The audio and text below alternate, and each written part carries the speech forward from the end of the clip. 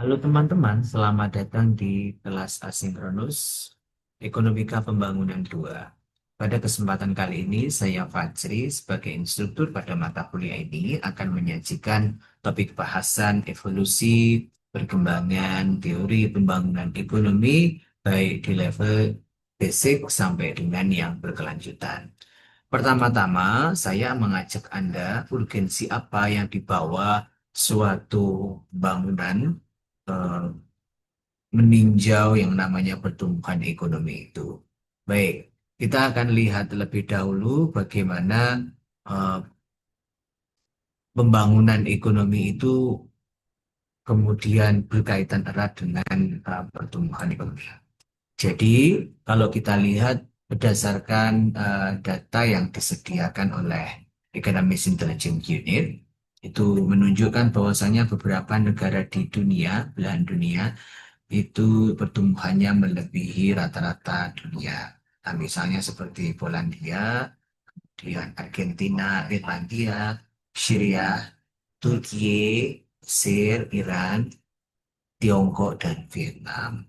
Ada beberapa negara yang performanya baik, di antaranya seperti Dominika Republik, India, Bhutan, Angola, Ethiopia, dan beberapa negara-negara yang dia dalam konteks ini berada dalam jajaran yang berwarna itu tersebut.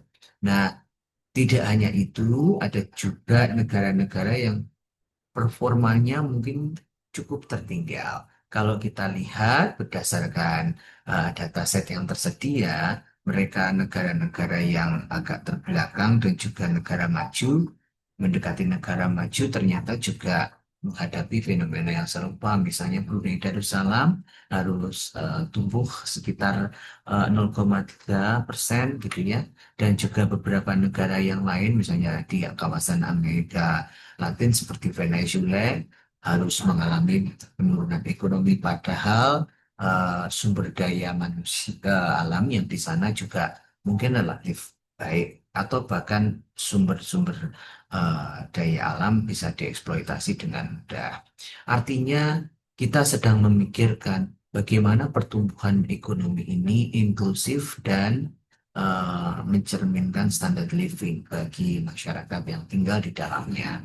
Baik, oleh karena itu, isu yang paling sentral di dalam pertumbuhan ekonomi itu adalah permasalahan yang dihadapi oleh eh, para ekonom pembangunan, ya, tidak hanya pada satu isu yang begitu mendominasi dan memikat perhatian selain pertanyaan mengenai pertumbuhan ekonomi itu sendiri. Artinya, pertumbuhan ekonomi kemudian bisa mendorong pembangunan, jangan-jangan lebih inklusif lagi atau justru sebaliknya. Tapi ekonom pembangunan itu memandang pertumbuhan ekonomi sebagai sesuatu kekuatan yang bisa mendorong standar living jauh lebih matang.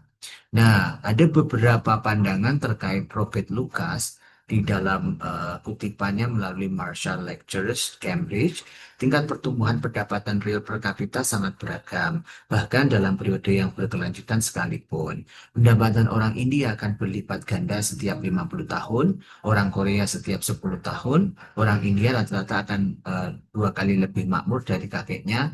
Eh, Seorang Korea juga 32 kali lipat misalnya. Nah, konsekuensi kesejahteraan manusia dari angka-angka inilah sangat luar biasa.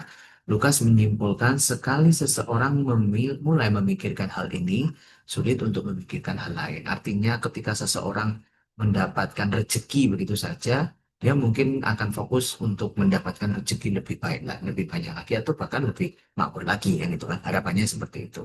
Nah, pandangan itu dibawa Lukas untuk memikirkan suatu negara apakah di level negara itu mampu agile dan mampu bertahan di tengah perekonomian yang mungkin sangat tidak pasti.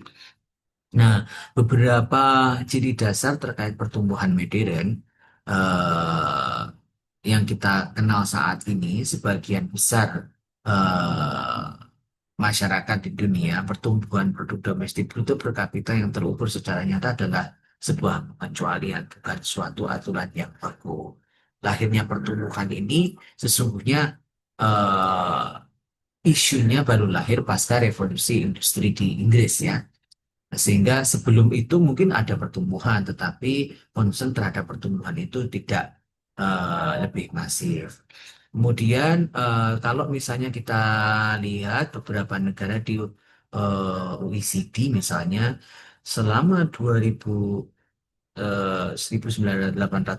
sampai dengan 2005 menunjukkan bahwasanya PDB per kapita itu melampaui angka sampai dengan eh, 10,5 gitu ya.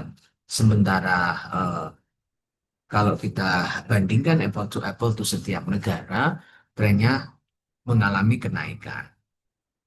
Nah, konsep ini juga sejalan dengan apa yang dikatakan oleh Wiwi Rusto, bahwasannya kita akan mengenal yang namanya eh, perkembangan pembangunan suatu negara dimulai dari apa itu tradisional, kemudian precondition to take off, kemudian take off into the sustained growth misalnya, dan juga drive to maturity, dan yang terakhir adalah mass consumption yang kemudian mengarah kepada beyond of consumption. Nah, kalau kita lihat realitas tantangan negara-negara dunia ketiga misalnya, ada beberapa negara yang mungkin tumbuhnya melambat dan ada beberapa negara yang selamat dari pertumbuhan melambat tersebut, misalnya South Korea. Nah, ini menjadi tantangan bagi kita untuk memikirkan apakah pembangunan ekonomi di negara-negara berkembang itu harus segera kita perhatikan atau seperti apa. Nah, ini yang menjadi concern buat kita bersama. Nah, oleh karena itu, bagaimana negara-negara berkembang ini saat ini kita pandang, yang pertama adalah mereka mengalami keterlambatan dalam memulai. Mungkin sebagian besar di antara mereka adalah negara-negara yang memang mengalami kolonialisme dan imperialisme, sehingga pada akhirnya dia harus memulainya lebih akhir dibandingkan negara-negara yang sudah mapan terlebih dahulu. Kemudian yang kedua adalah tantangan catching up. Terdapat hambatan struktural yang jauh lebih berat bagi negara berkembang dibandingkan dengan negara maju beberapa periode silam misalnya.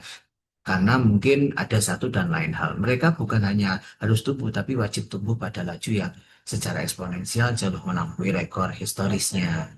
Mereka kini berpotensi di lingkungan global yang sudah diisi oleh negara-negara kekuatan dengan sumber daya ekonomi yang jauh lebih raksasa. Artinya, pola pikirnya sekarang sudah ada pada sisi persaingan. Nah, persaingan tidak hanya mengarah kepada produsen saja, tapi di level negara juga harus kita pikirkan. Nah, eh, tidak hanya itu, kita nanti akan mengenal tentang yang namanya urgensi dan arus informasi. Kenapa ada tekanan aspirasi manusia? Ya, situasi negara berkembang semakin mendesak akibat aliran informasi yang luar biasa cepat saat ini. Misalnya, masyarakat di negara miskin, mereka mulai menyadari hadirnya produk-produk baru dan ketimbangan tajam standar hidup di seluruh dunia. Terus kemudian laju pertumbuhan konvensional misalnya 2% mungkin berdampak baik dalam jangka panjang. Namun laju tersebut tidak mampu mengimbangi laju pertumbuhan aspirasi manusia secara paralel. Oleh karena itu, di zaman yang serba modern ini kadang-kadang kita harus memikirkan bagaimana kemanfaatan itu berada pada level yang jauh lebih luas. Nah, untuk itu saya membawa Anda sebagai bagian daripada pengembangan pemahaman di teori yang nantinya akan saya bawakan berurutan. Yang pertama adalah Harrod dan Domart, kemudian Lewis Dual Model, kemudian teori solo growth model, dan teori pertumbuhan baru yang akan saya sajikan dalam bentuk human capital. Mari kita simak penjelasan tentang teori pertumbuhan ekonomi secara rinci pada video selanjutnya. Terima kasih.